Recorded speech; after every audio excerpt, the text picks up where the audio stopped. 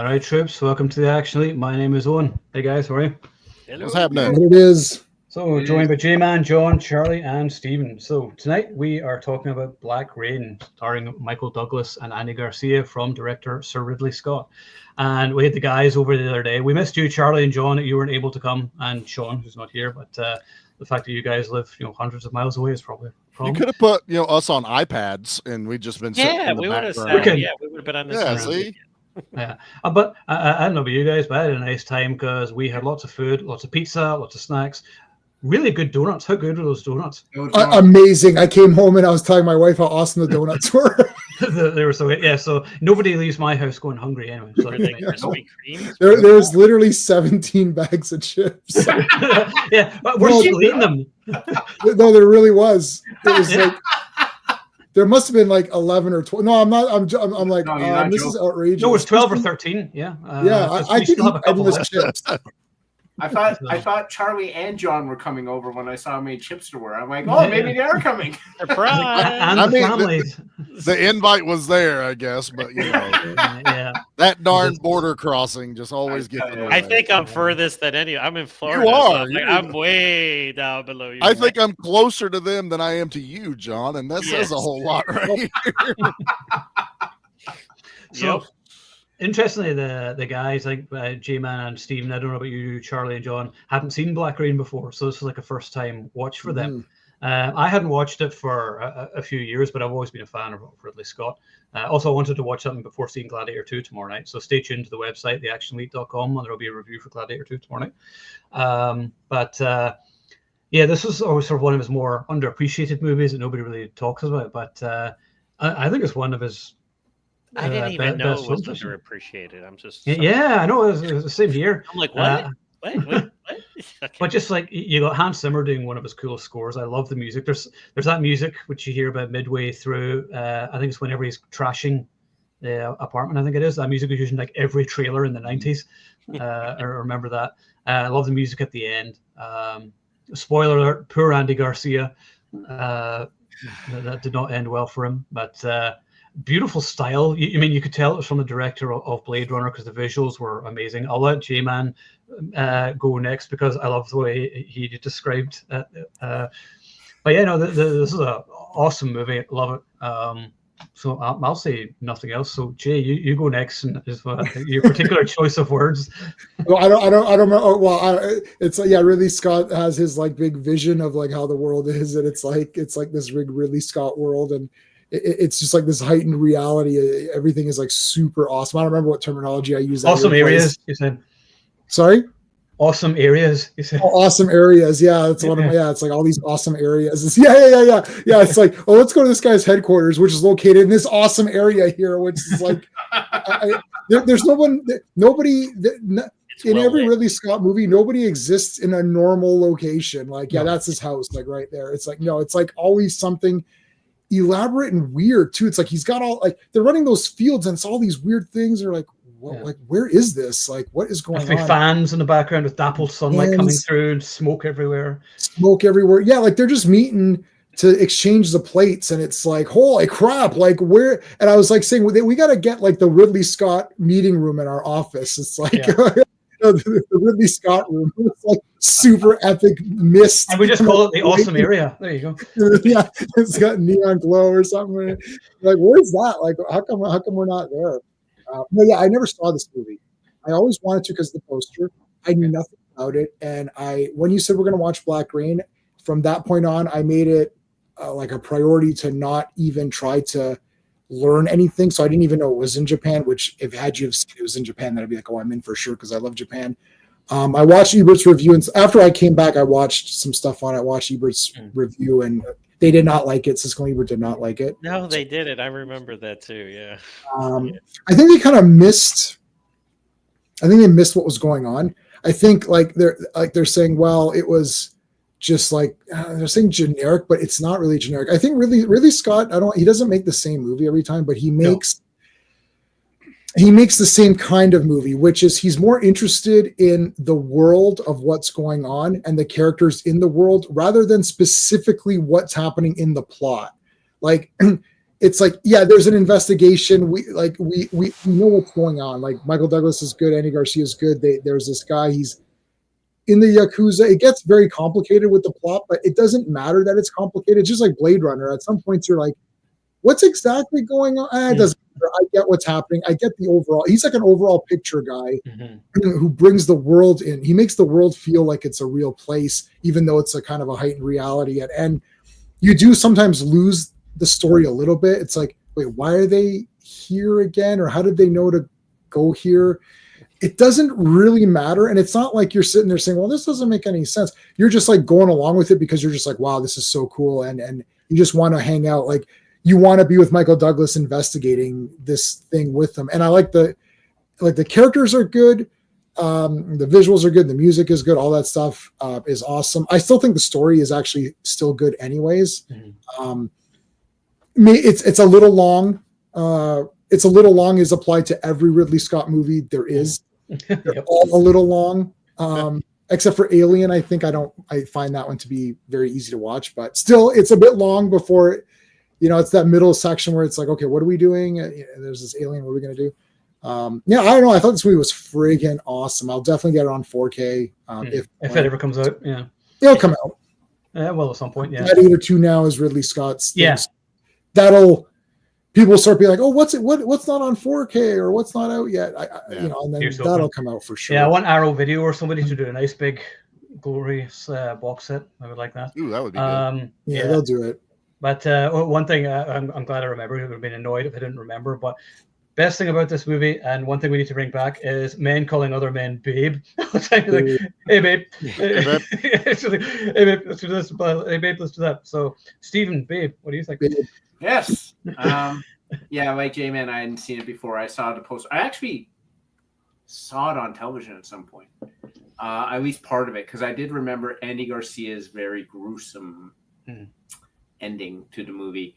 And I can't help but think of Sean, who isn't with us, but he has this thing with Andy Garcia. He's still alive. He's not dead. He's not dead. Yeah. That was weird. That was very weirdly. Sadly, Sean is not no. He's fine. Sean is not with us on this stream. Right now. But he'll always be there. No, that's not. No, that's not. That was weird too. No, he will always be with us. I always remember him with Andy Garcia because he watched some. I think it was Mean Tweets, where the celebrity reads the mean tweets from Jimmy Kimmel. Oh, I love those. And it's one tweet. It's just random, and it says, "If I said it once, I said it 1,000,000 times. Fuck Andy Garcia." Just no context, just fucking Andy Garcia, because that must have been from Ocean's. Yeah, must have been Ocean's 8 or whatever it was. Yeah, I guess I have no idea. But yeah, this movie is something I want to see too. I obviously didn't get to see it as a kid, and it's a beautiful movie. I did find it interesting that Ridley Scott did not enjoy shooting in Japan. In fact, he said he would never shoot there again. But I found that it wasn't because of the culture or anything. It was because of the amount of red tape he had to go through to shoot in there. In fact, at one point he was shooting a shot, and an official came over and actually put their hand in front of the camera to block it from shooting. That's when you assault them. They would stand in the way too. They would stand in front of the camera. Yeah, they would stand in front of the camera.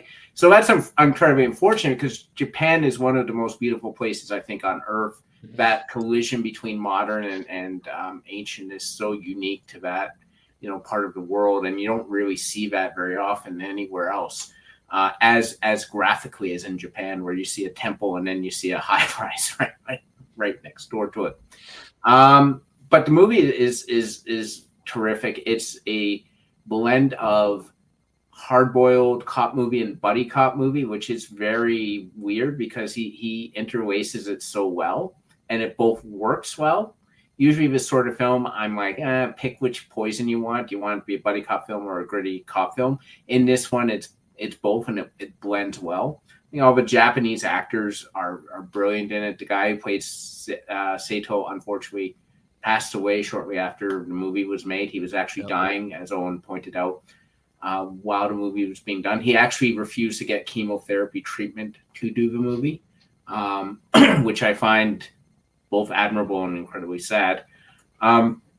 Kate Capshaw, it's great to see her in a non-screaming role. Non-annoying role. Yeah, as Joyce, the mysterious, club girl, I guess you could say. Michael Douglas has always played imperfect heroes, in my opinion, like Basic Instinct, The Game, stuff like that. He seemed to play, even, I guess you could say, Romancing the Stone in certain aspects. Falling down. Falling down. Yeah, absolutely. So, I mean, everyone is cast well. I love Andy Garcia. When he dies, you sort of lose, like you feel that loss, because Michael Douglas, he was sort of the bridge between Michael Douglas and the Japanese police.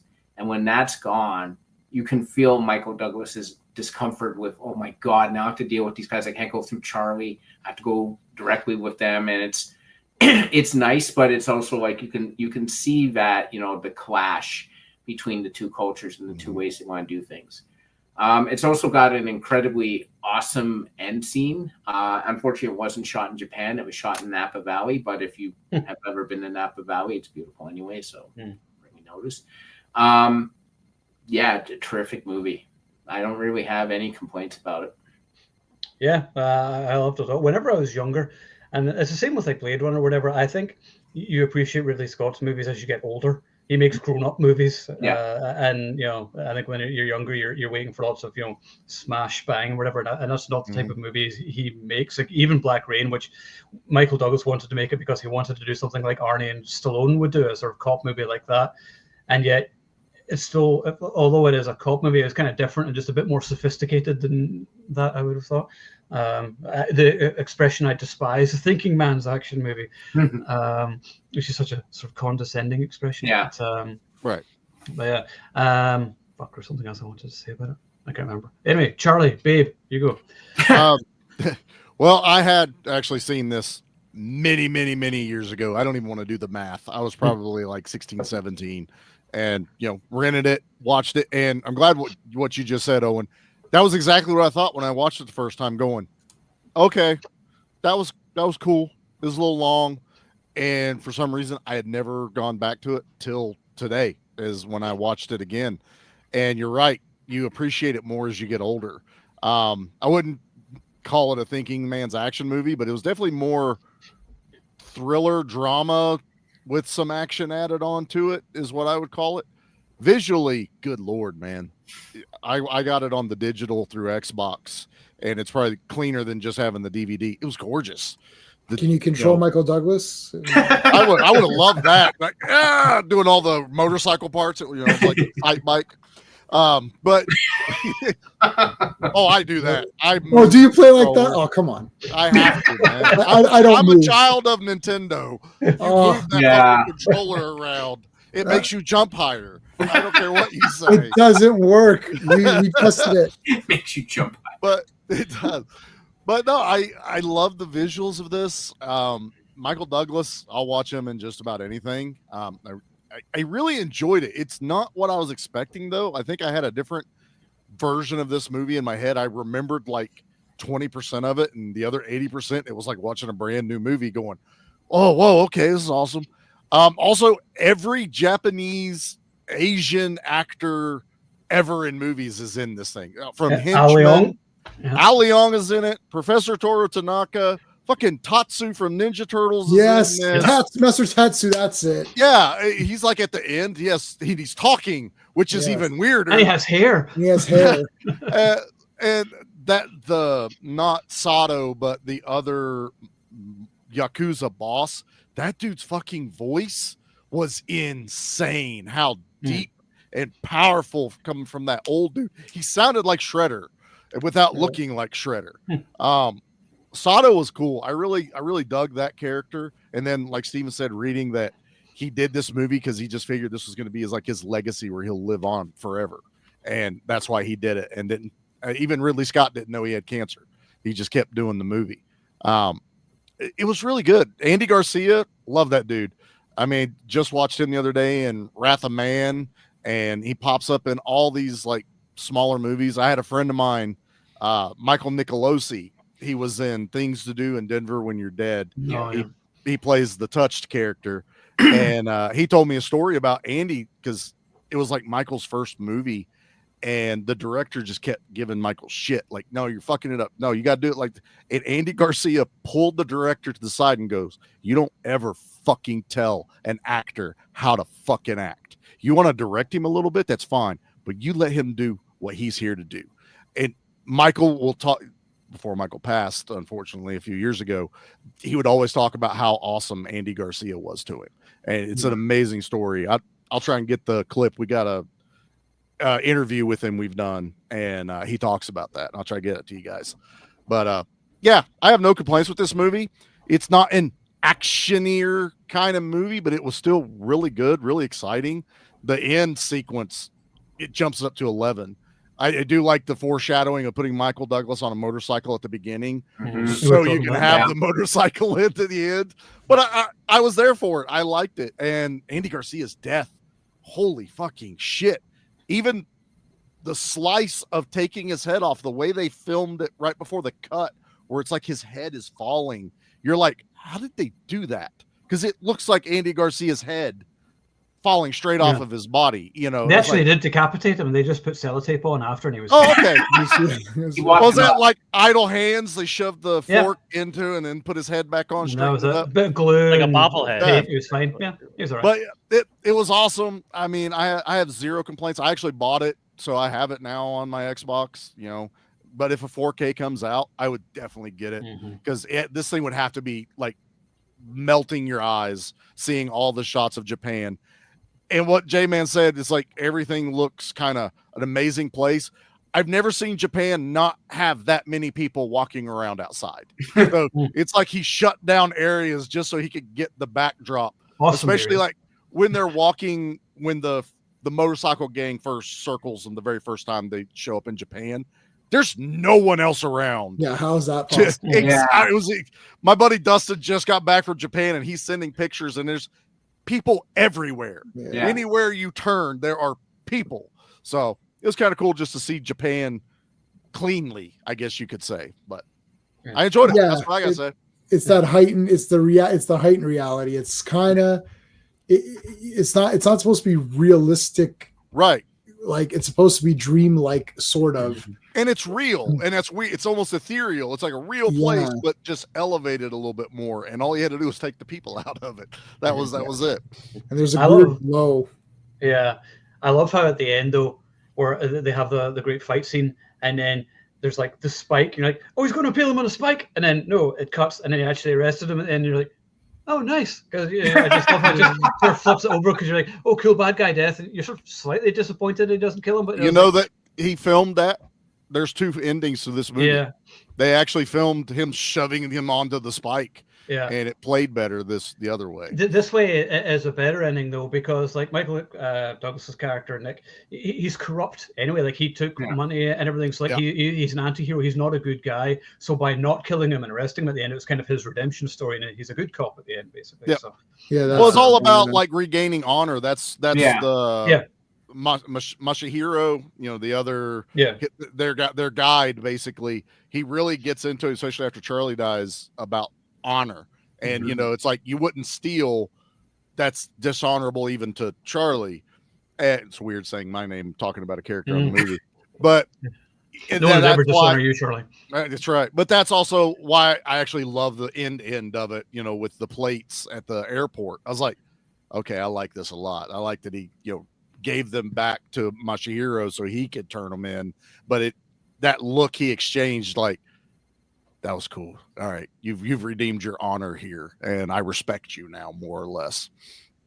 Japan doesn't have a gray area. I don't think Michael Douglas was a good cop, and that money's laying around there, but it's literally laying around there, not doing anything anyways. It's almost like I got bills. Who cares? It's just going to be in an evidence locker. So it's not like he planted evidence or shot someone. Yeah, he didn't shoot somebody. Yeah, that was the thing. Yeah. It's that weird kind of gray zone, right? But it's not like that in Japan. Like he took the fake money from the crime scene to test it to show, and it's like, well, you don't take stuff from a crime scene. Like you don't take evidence. It's like It's like, yeah, but if I asked you guys, you're so by the book, it's going to take forever to get anything done. And, it's like, I could just get this done right now, but that's just how it is in Japan. This is the Beverly Hills Cop. We play it by the book that was running through my head. Yeah. It's like, yeah, this is Beverly Hills. Like, I don't know if there's any truth to it, but Steven, I don't know if you read this too, that this was potentially Beverly Hills Cop 2 script, and they decided not to use it. So this turned into Black Rain. Again, cool. When you're reading trivia, who knows what they wrote anything, but I was like, I kind of see that a little bit. I'm glad they didn't, because I love Beverly Hills Cop 2. Yeah. And this works better, I think, in this type of setting right here. Well, I think you guys are right. And it's always outcome versus process, right? That's one of the classic conflicts you get in a movie is you got the one who just wants to follow the process, and then you got the one who's concentrating on the outcome.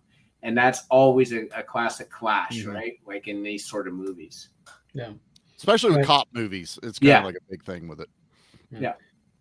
John, babe. Yes. Right, your turn. I liked it. I liked it a lot. Thank you.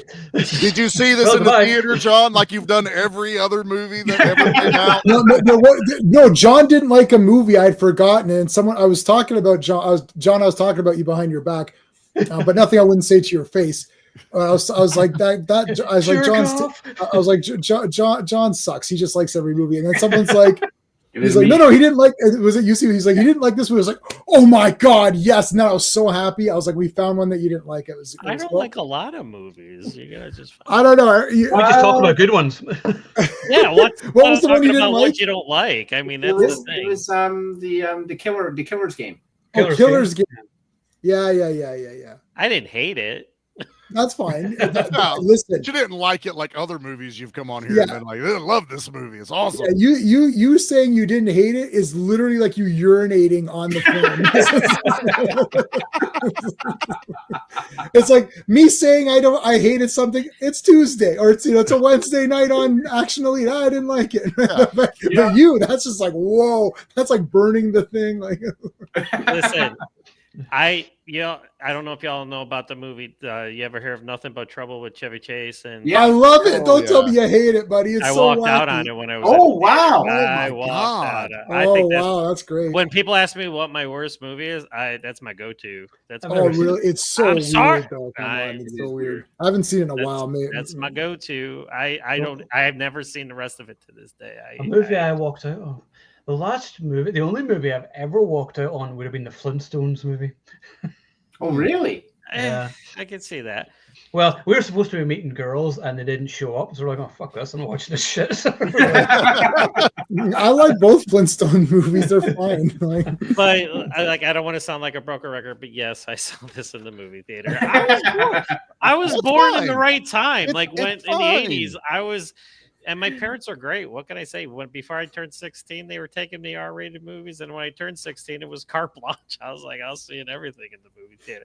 And I was already a Ridley Scott fan when Black Rain came out. I knew, all the, an Alien and Blade Runner and all that. And I was such a fan of his style, his visual flair.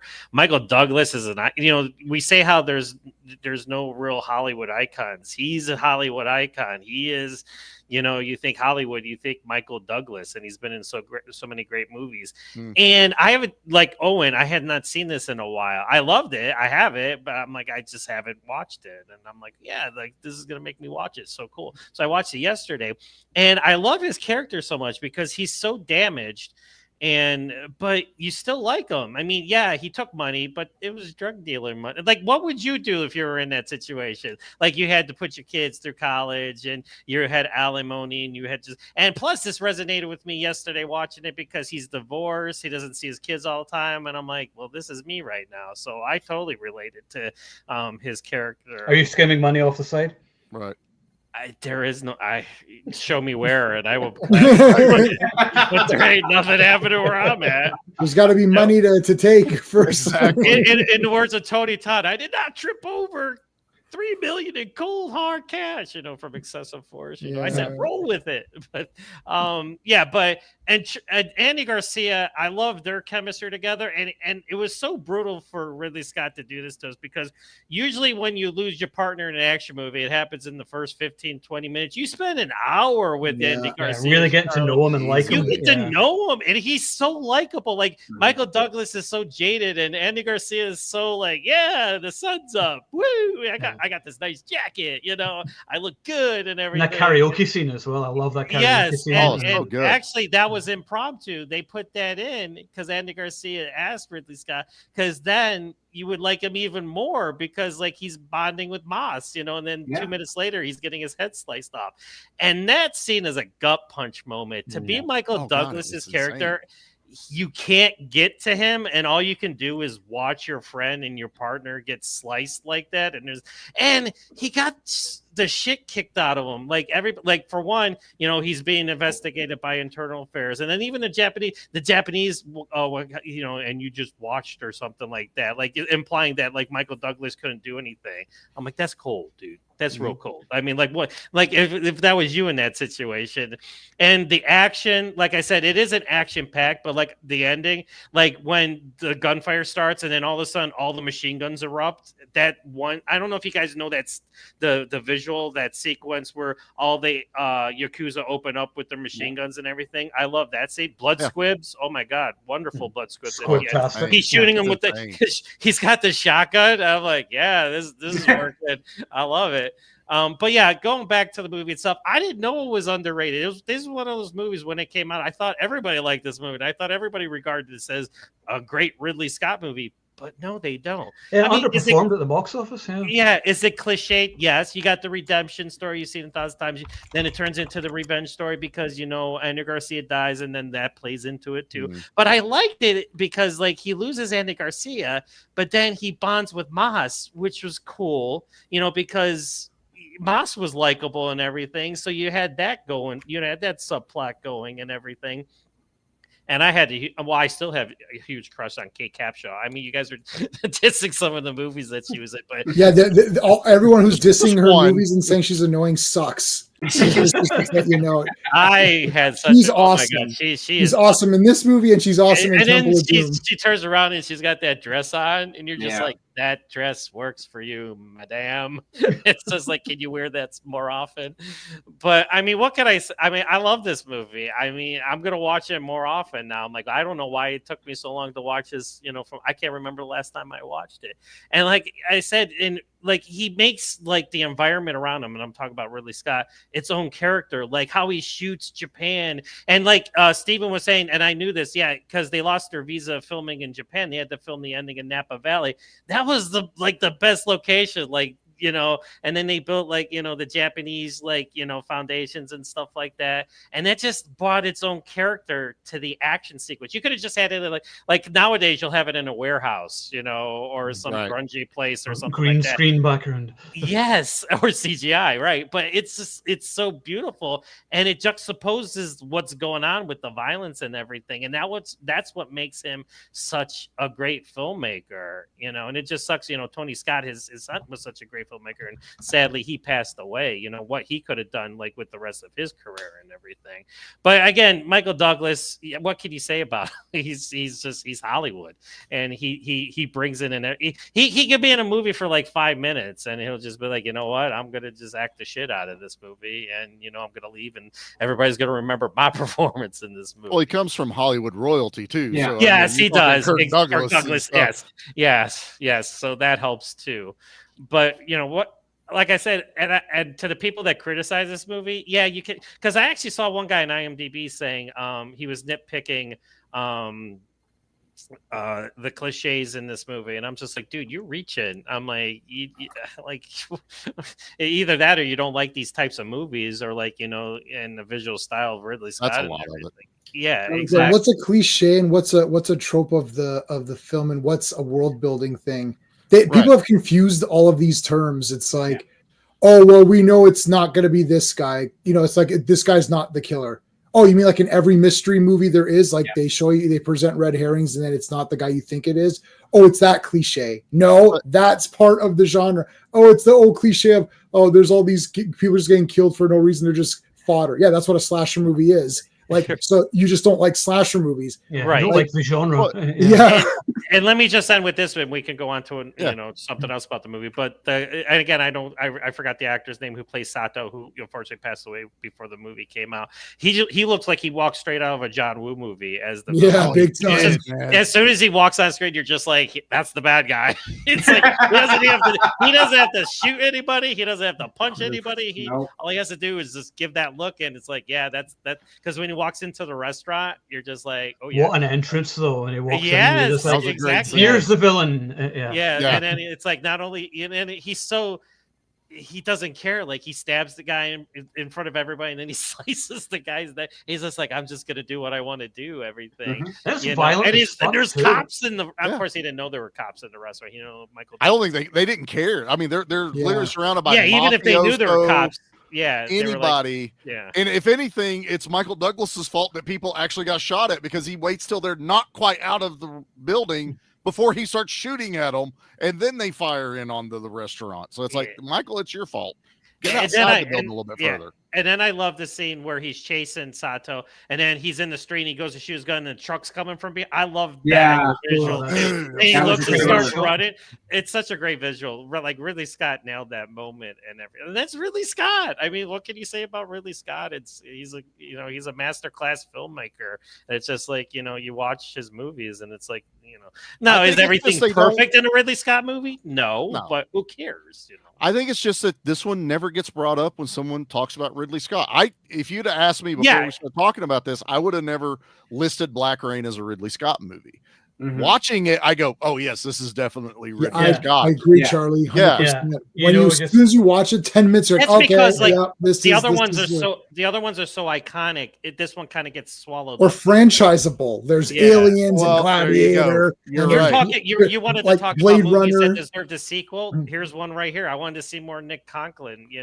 Now that he's redeemed himself, go on another mission or case. But now he's not as interesting. I think that's. No, they could have done. If you have a good writers, they could have. That's true. Made it interesting. They could have done something. They would have had to do something like kill Mashioro or something, and he would have had to go back and be visiting for the funeral, and then some shit go on. See, I don't know. If that would be. Then you get into the cliche. Now that's a cliche, right? That is. Oh, I mean, you start getting into Rush Hour type, ways you have to do sequels and stuff like that.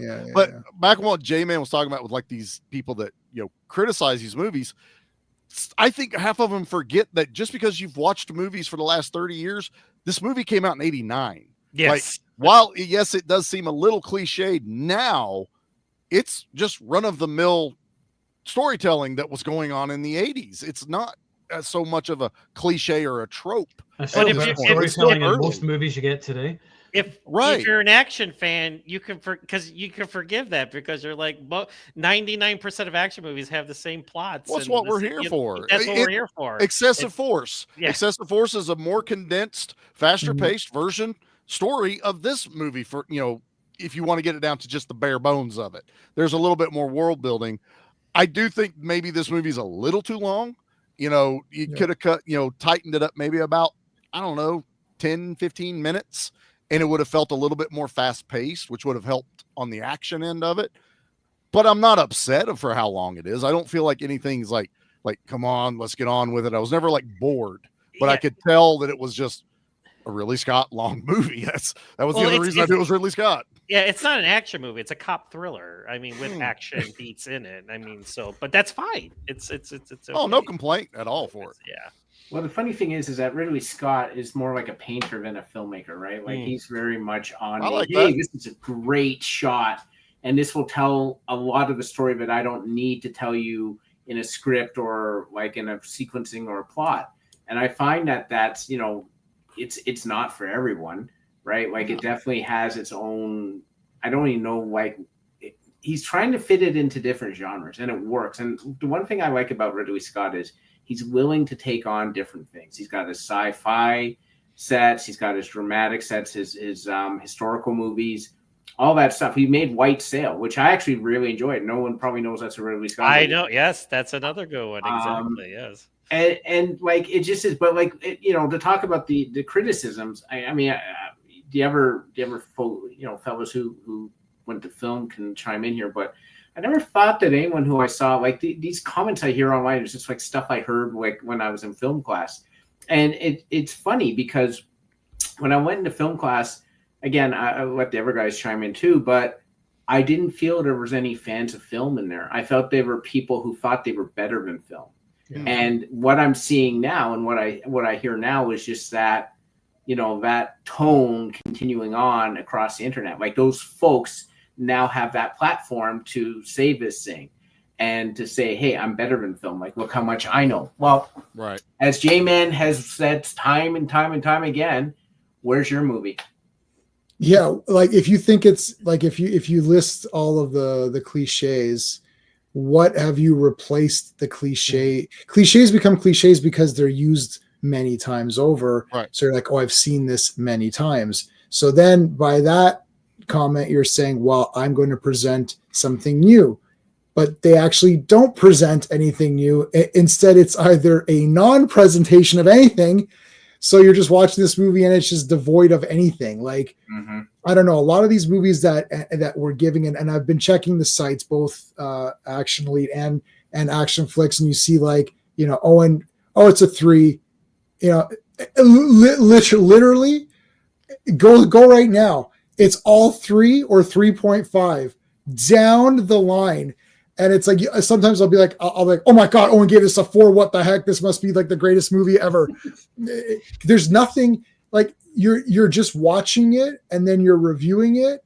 And then you watch the next one and then you review it. And that's it. You're not excited for shit. You're just like, even if you are excited, you're actually not. Cause you're like, yeah, this looks really good. Then you watch it like, yeah, that was pretty good. I give it a 3.5. And then the next day you don't care at all. Like it's gone. You just move to the next thing. You're like, that was pretty good too. Oh, that was actually really good. I might get that on 4K. Then you forget about it. And then you're like, oh yeah, that came out. I forgot to order. Maybe I'll order it. Maybe a lot now. I've noticed that with myself. You watch a movie and you're like, oh, it was really good. Like I haven't watched the 4th Beverly Hills Cop movie to keep it on what we were talking about earlier. I loved it. But I haven't watched it since we all talked about it. See, you didn't love it. Man, that's an effing great example, buddy, because I was just looking at my list today and I saw Beverly Hills Cop 4 on there and I thought, yeah, this movie sucks. I have zero, not even an inkling to go back to it ever. If it was wiped off the face of the planet, like, oh, well, it's I don't think it's a garbage movie. I think it was okay. I don't know what I gave it, like a 6 or, I gave it the patented average. Yeah, I gave it the patented 3 out of 5 or whatever, right? I think a lot of us were like in the 7s and 8s. Like when I say I love it, it's definitely better than 3. Right. I mean, but I have not gone back to it. And you start looking at stuff like that, like Stallone's Samaritan. Right. It was. I forgot that was even a thing until yesterday. I was like, was that movie even made? Did I watch that? And I was like, oh yeah. It happened. It was fun. It was there. One time and out of my brain. But then you'll get a movie that you do fall in love with, like I just mentioned, Wrath of Man. That's a recent movie, and I've probably watched it 5 times. There you go. So you liked it. I really liked it. I love that movie.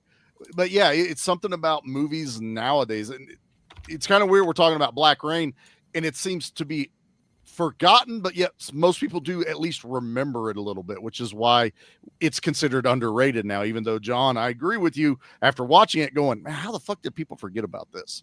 But it got overshadowed by the rest of Ridley Scott's catalog. And so, even great directors can make a great movie every time, but there's always going to be one at the bottom of the list. There's always, I like this one a little bit more. I like this one a little bit more. This one gets talked about a little more. But didn't he do this one? Like, oh yeah, I liked it. Ridley Scott totally forgot about it. He did say this is one of his favorite movies that he did. So I don't doubt it because it's a little different.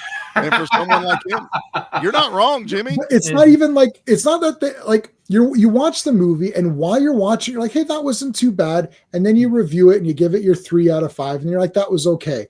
But then you never care again. Yeah. Like I saw Blade in the theater and we're like, holy shit. The next day, we're back seeing Blade. I saw 300 3 times. I'm like, okay. And these are more, I'm trying to think of more modern-ish movies. like you're like, well, shit, that was awesome. I got to go watch that friggin' thing again. And it's like, it's very rarely happening. Like I couldn't wait to put Furiosa back into the player when I got it. I can't wait for friggin' Transformers 1 big time. I'm going to watch that instantaneously. I can't wait for Diener 89. That's so it's like Terrifier 3 even. There's a lot of these ones like, I got to watch this again. Beekeeper, same thing. I couldn't wait for that to come out on Blu-ray. 100%. Pick that up. Like, oh, I can't wait for this to come out on Blu-ray. I'm looking at the ones that have come out, like, you know, like even ones I thought were okay. You know, it's like, I'm not going to really watch them again. I watched Borderlands on the weekend and it was whatever. Like, I'm not also, even worried. The thing too, there's so many movies and television shows. You're going to like not watch something for a while, but not because you don't want to, just because life gets in the way, and you have so much shit to watch. Like I just moved, right, and I'm unpacking my movies, and I got rid of a lot of shit because I had to in terms of moving because of my ex. But we won't go there. But I still have a lot, and I'm like, holy shit! I'm like, it's like, I'm like, you're not gonna watch a movie for a long time. You know what I'm trying to say? It's like, it's not like I didn't want to watch it. It's like it's why streaming has a queue. Then you actually go back through your queue and go, fuck, I haven't watched this yet. I haven't watched this yet. I haven't seen that. You know, I haven't seen Tulsa King season 2. We just did Land of Bad, and it's like I didn't even realize this type of movie came out, and you know, it came out earlier this year. One of the other things, which is a thing as well, is that we're older. You know, whenever you're in your 40s or whatever, you're tired more. You got more adult things to take care of. Yeah, I fall asleep at like 9:30, 9:45. That's me done. I don't get enthusiastic about anything anymore. Really, I mean, I used to like during the 90s when martial arts movies were coming out left to right. I was excited. I don't know who you people are. I'm up at midnight. I've watched Once Upon a Time in Hollywood. Like I watch at least half an hour to 40 minutes of it every night. I've probably seen that movie 40 times. It's like I'm up till I can't. I'm like, man, I should go to sleep. I'm like, oh, let me see if I can watch something else. I literally can't though. That's the thing. Like I black out. Like I'm watching. Like I don't know if there's something maybe wrong with me, but I don't know. I will crash. Like 9:30, I'm watching and I'm like. Normally, you say people fall asleep that you didn't like the movie. I'm like, no, I was enjoying it. I was just tired. Yeah, I've done that many a times. Looking forward to watching something or really needing to watch it for the day before, and you're like, boom, and you wake up and Jackie's like, it's bedtime. I'm like, what do you mean it's bedtime? It's only not. Oh yeah, what happened? 11. Yeah, look at all these old folks. I don't give a shit. I am old. I don't care, man. But me excited is when I wake up and I don't hurt. That's a good day. I put in, so we're doing Batman Returns next week. I've seen Batman Returns 47 times. I put it in just to take a look at it, and I ended up watching the whole thing. I was like, man, that's all. And then I'm like, let me throw Batman and Robin on for a bit too. throw that on, and it's like, I got to get to bed. I'm like, okay, hold on, I've got movies because my wife sleeps here, so I can't watch movies with the surround sound and all that. So then I come here, put these on, and I was like, let me watch Wonder Woman 1984. I haven't seen that in about 3 weeks, so let me rewatch that again. And then I'm like, oh, let me watch a little. I was like, it's like literally 10 to 11. Like, I think you have insomnia, Jay, man. I don't think it's a matter of old. I think there's something wrong with you. I can't. I need to. If we pause a movie and we'll pause and she'll go to the bathroom, I'll be reading a comic. She comes like, I'm back in 1 minute. I'm like, yeah, but while you were gone, I read 5 pages of this comic. now I can watch. I'll watch shows and read comics at the same time to consume. As a little kid, I would watch 2 TVs. I'd play video games and watch the movie at the same time because I had 2 TVs. I'll do it in my office. I'll have something going on there, but yeah, I can't consume like that anymore, man. You get to the end of the day, man, I'm just fucking done.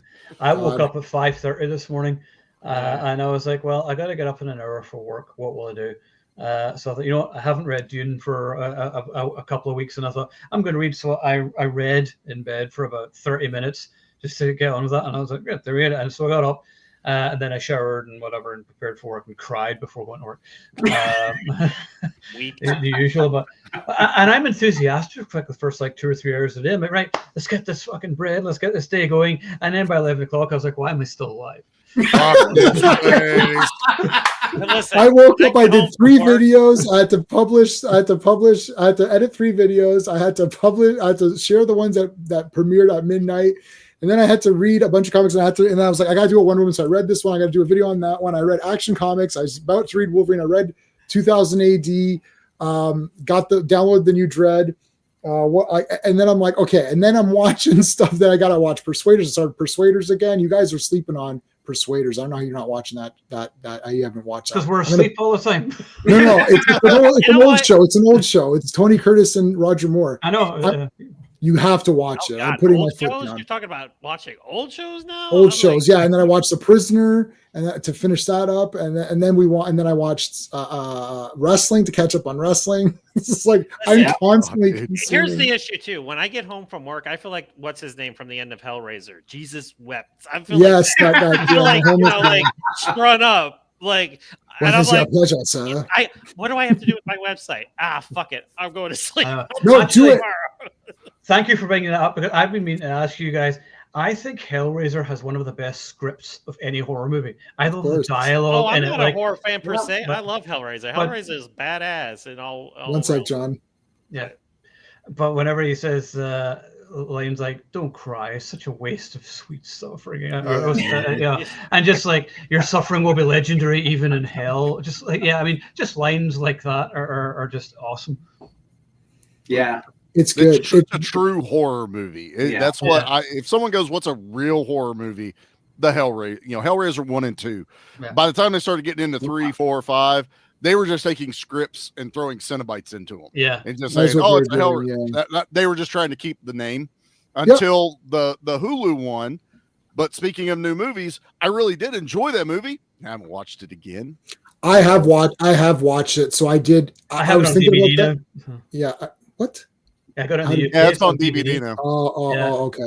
I have watched it twice.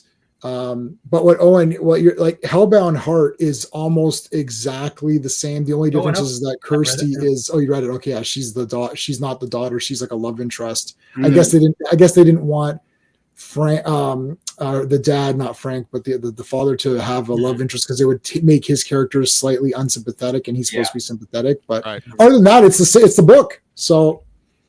It's Clive Barker, man. I mean, you want to talk about Wes Craven earlier, Clive Barker's name goes up there with it. I met him a few years ago. I have a signed copy of Imagica. Oh, that's awesome. And I met him, and he absolutely loved my name. And I talked to him about the Hellraiser movies. And I said, to be honest, it's the first 2 Hellraisers that are my favorite. I said, they're like one story. I said, the beginning and an end, and I said, and they're dark. I said, and then it kind of sort of loses its way a bit, even though I enjoy 3 and 4. And he said, exactly right. He says, for me, he said, it's the first 2. Yep. He said that's it, and then anything else is really his. He's been pretty vocal about it. Again, that's where he just kind of, it's Hellraiser, so his name is usually attached to it. But I was reading up on him. We were talking about him, and it's like, I think the 4th one or 5th one, it was a script that came across, and they went, wow, this is really good. It's a very noir type story. And they went, well, no one's going to pay us to make this movie, but if we put the Cenobites into it and incorporate Pinhead, it keeps the rights, and they'll give us money to make the movie. And that's why that particular Hellraiser got put out. It was never written to be Hellraiser. They just went, insert Pinhead here, and now you have a Hellraiser movie. Yeah. Seeing Jimmy's thing, Keoma. Best thing about that was the horrendous music score. Keoma! It's terrible songs. But it's Franco Nero, who's just cool as fuck. Well, it's Franco Nero, he's always cool. But it's actually a really cool movie. But I have it on a double pack with the Grand Duel, Blu-ray set. It's really good. So, well, everyone's left and is no longer watching because we went off on tangents. Usual thing. Wow, that's weird though, because I always have things open, and it's on my thing. It says 1, but we still have. Let me see. They didn't want to hear about her. It's weird. Yeah, like Jimmy is still there. Oh, good. Yeah. There is. Yeah. We got some that haven't showed up. Like Wolverine's not here. Yeah, where the hell's Wolverine tonight? Yeah, what the hell? Yeah. He's normally our one reliable viewer. Everyone will show up next week. Just you wait. Yeah. Oh, you know, you're stacking the deck. Yeah. Exactly. So yeah, Ridley Scott. What else? Let's look at. So before Black Rain, we had Someone to Watch Over Me, which I've never seen. I've never actually seen that. We all saw Alien. We all saw Blade Runner. We all saw Legend. Duelist. I don't think I saw Duelist. Yeah, I've seen Duelist. Yeah. Legend is a good. It's once again visually stunning. I think some of the best makeup ever on Tim Curry. Tim Curry's character as the Darkness. God, that was phenomenal. Cool. Yeah, that's some of the best I've seen. I always forget he did Thelma and Louise. Yeah. Well. Yes. Really? Yes. Did not know. I didn't. I know Ridley Scott for like his main movies, but that's the thing. Yeah. If White Squall was cool, I've got that too. That was another great looking movie as well. Jeff Bridges. That was good. G.I. Jane. Did you guys like G.I. Jane? I like G.I. Jane. I like G.I. Jane. I saw all of them in the cinema. Yeah. It was. Yeah. Not your normal movie I would usually watch, but I actually enjoyed G.I. Jane. Yeah. It was really good. Go to bed. Matchstick Men. I never did watch that. No. I did. I've seen them all because there was a period there when Ridley Scott was like my favorite director, so I was just like eating up everything. So I was going through his movies, and I was going through Spielberg's movie and all of that. I'm tired. I can't be fucked doing this anymore. Should we call it? Speaking of tired, we are done talking about Black Rain. He's like, I'm old and I want to go to bed. Yeah, some teenagers shout out. I think you got depressed about talking about depression. I think so. I think that's it, Lift it up. You gotta consume product, then consume more product. Yeah, that's the problem. Is that I'm gonna as soon as this is over, I'm gonna go watch some YouTube videos, and then by 9:30, that'll be me. I'll fall asleep, and I'll wake up, and it'll be work, and the cycle begins again. Yes. Work, sleep, die. Yep. When do we get to the die part? That's the part I'm looking forward to. Yeah. Wow. Well, now we've got 6. So. Now there's 6 people being okay. Right, I'm all of a sudden awake again. Wake up. So, what did everyone rate this movie? Did we do our ratings? I would give it 8 out of 10. Yeah, I give it 4 out of 5. I do 5. So yeah, 4 out of 5. Yeah, I think I'm about 7.5, 8. I think somewhere in the middle there. Yeah, I still think it's a little long. If I had to give it any day. That's always been Ridley's thing, though, is that his movies were always just a little self-indulgent. Up to the point. I think he got the tone right with Gladiator because there was actually emotion and heart to that. I didn't find that too long, but solid 7 out of 10 from me, from Jimmy Smith. And Gladiator, those type of epic movies, you're expecting it to be 2.5 hours. Yeah, that's the whole point. Yeah.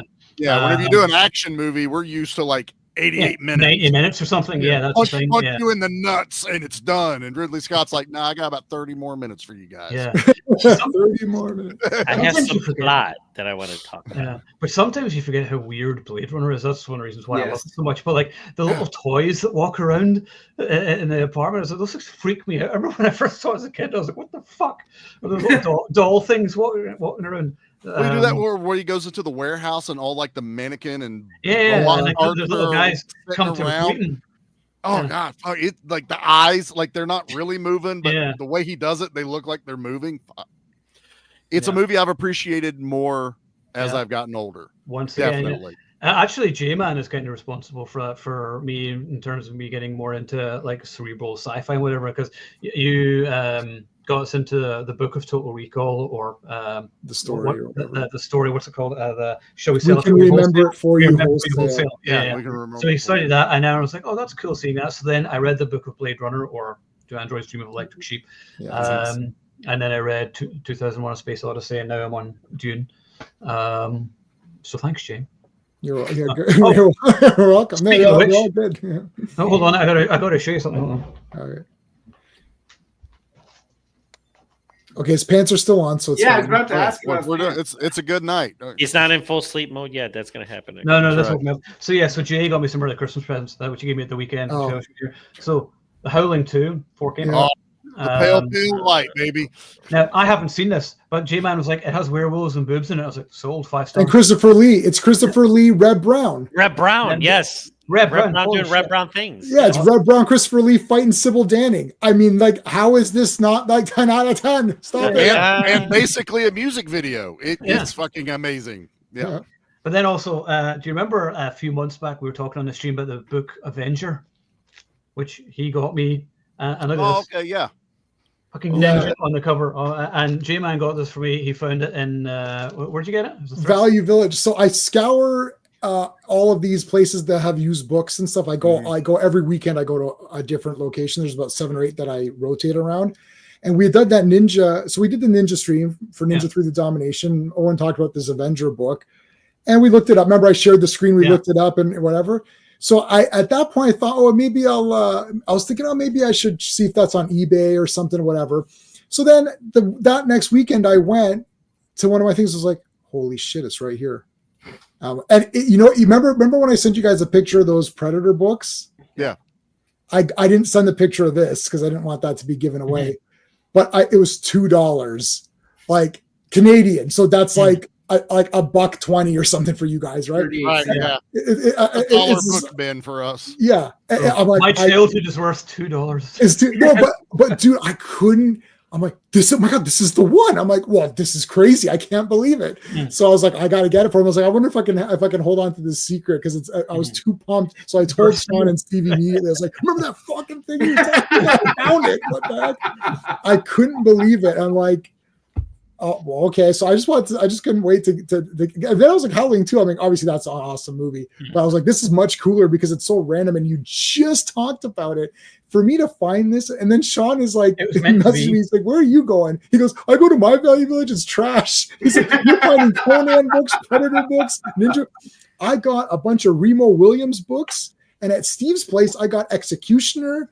I was like, I'm always finding these great. I found like friggin' Doc Savage and stuff. I'm finding all these crazy books, and it's like Sean's like, my Value Village sucks. It's like, where are you going? You gotta go to more than just one, Sean. R.I.P. Sean. We're sorry, we missed you, brother. We miss you.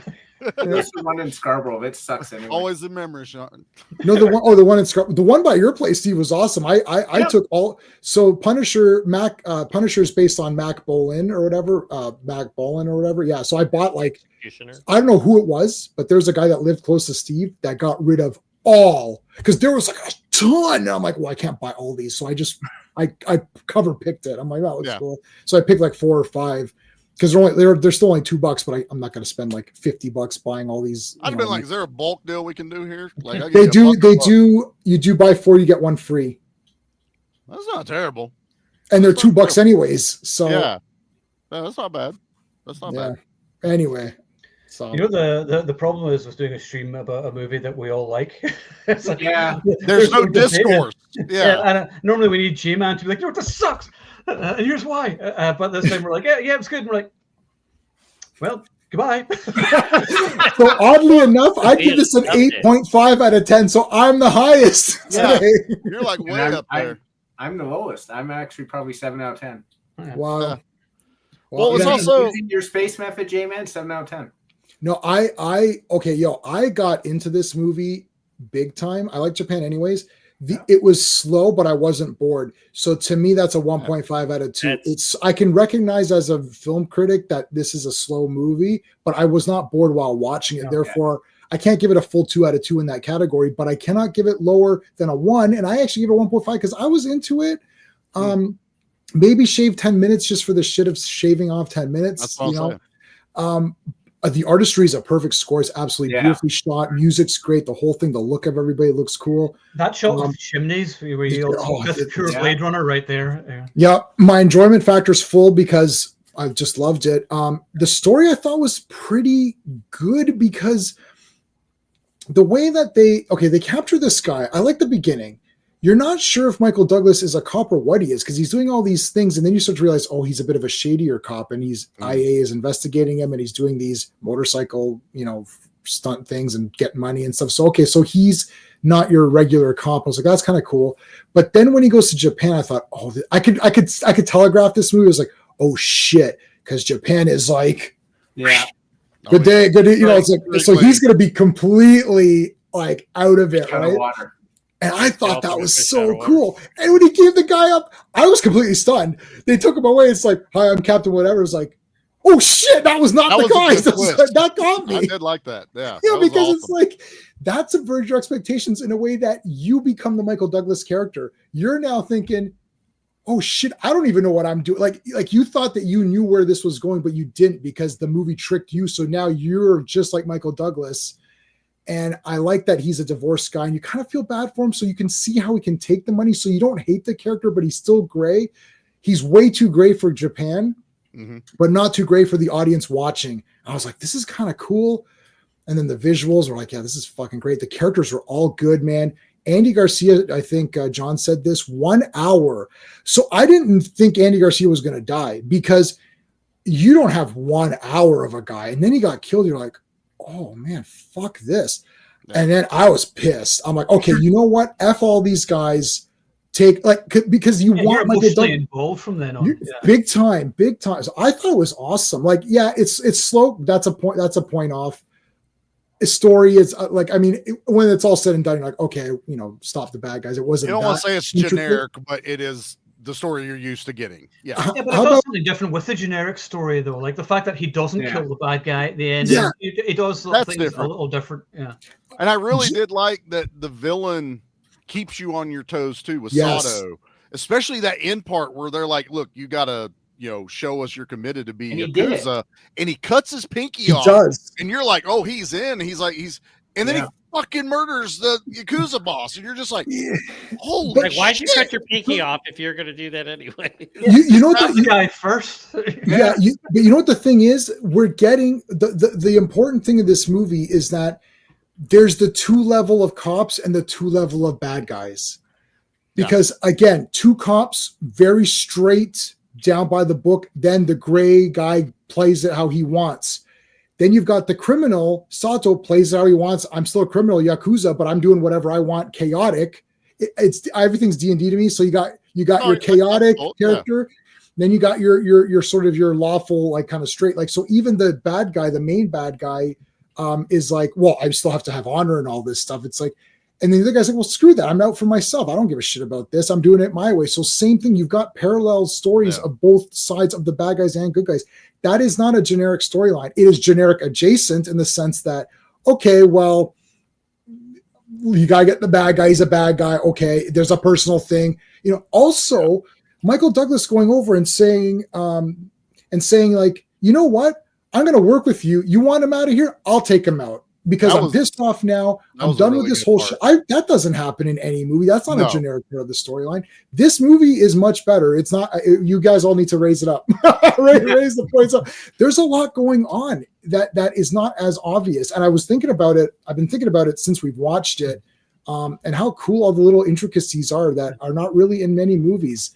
It's pretty damn cool. Great like I would just say it's like a 10 out of 10, but like obviously I can't. My system doesn't go for that. I have to be objective. Right. Yeah, but it does have that great line of dialogue. You know, I like to be kissed before I get fucked. Yeah, that was really good. I like Kate Capshaw because he needed one guy. Look, he's by himself, right? Once Andy Garcia's gone, she becomes more important because that's the only contact that he kind of has that he can even get anywhere that understands where he's coming from. Right. Yeah.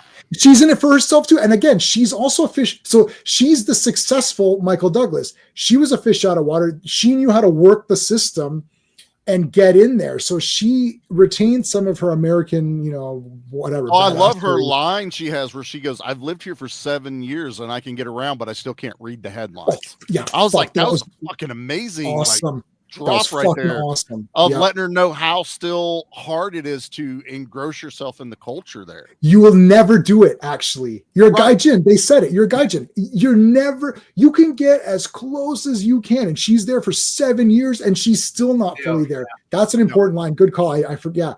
Like, oh yeah, it's good. It's long. That's the only really negative thing about it. But I don't know. There's a lot of intricacies. Maybe it had to be that long. I don't know. I mean, feel like, yeah, good. Sorry, the original cut was 2 hours, 40 minutes long. Oh, wow. Yeah, that's outrageous. Buddy, I'm not gonna have to take off a 0.5 for your craziness. Edit yourself. Exactly. Even Gladiator didn't need to be that. I'm watching Gladiator. I thought this is pretty good, but man, this is really long. Come on, he's just a gladiator. Let's go. Let's get shit done. But anyways, Gladiator is a great movie, obviously. Oh, yeah. Yeah, that's why we're done, and we all pull out some of these like amazingly insightful things about this movie. It's like, okay, well, we didn't have much to say, but now that I think about it a little bit longer, well, you just gotta remind me that we got to get it to an hour's length, and then I'll.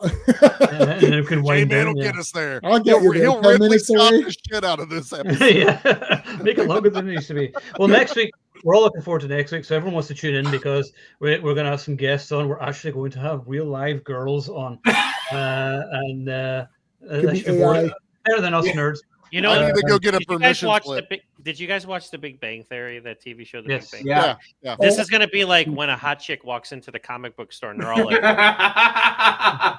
they all stop what they're doing. I have witnessed that in the comic store in Columbus. We were in there, and this little girl, pretty cute, ripped up shirt, wearing the sports bra underneath, shorty shorts, walks up, buys comic books. Every fucking guy in there was until she left, and then the guy behind the register went, "All right, guys, she's gone." And then they all went back to normal. So it happens. It's real. It's we'll see. We'll see. They could be AI generated. I don't know. I've seen a lot of AI. They shouldn't be because I see them every day. But so I hope they don't cancel and make liars out of us. But John has to wear a wig if that happens. Yeah, just so it's Amanda and Antoinette anyway, so they're going to be there. You got to hoist them up there, John. And then next week we're talking about Batman Returns. So, and this was actually a request by Amanda. She wanted to do this because she loves the movie. So, maybe I'll have to be devil's advocate and be like, this movie sucks, but then I'd have to kill myself because of Michael Keaton is the worst Batman put on film. I don't even like that you're joking and said that, John. No, exactly. I don't like that. So next week we're going to be talking about Batman Returns, and we'll be joined by Antoinette and Amanda and probably Brennan and probably Nate and everyone in the entire world is all of a sudden going to be available. Wow. Channel 40. Well, although I don't think we can actually have that many people on. How many people can we have on? You're on the least, the lowest tier, right? I think you can have maybe 7 or something. Well, you got 5 right now. We've had 6 before, haven't we? Yeah, I thought we've usually. Had 5. So 7, 8. If it's real bad, someone's getting kicked off the island. Yeah. Oh. So, listen to John. And it ain't going to be the girls. So yeah, but you can actually the one of the tricks is that you can have as many as you want backstage, so you can flip it. And also, I don't know if you have this enabled. Do you have this enabled? No. I'm an admin here. I can actually stream your stream on my stream, and I can have as many people as we need. So there's ways around it. That'll work. All right, cool. All right, well, there we go. We made it past an hour. So next week will be a little longer because we have lots to say. We'll also do Batman versus Batman Returns, so it should be an interesting one as part of it. But I just wanted to do Batman Returns because it's a Christmas one. We're coming into the season, and then the week after we'll be doing the year in action, talking about the various highs and lows of the year, and that should be an interesting chat as well. So There we go. All right, well, thank you guys as always, and we'll see you next week. And remember, if you are watching, remember you are the action lead.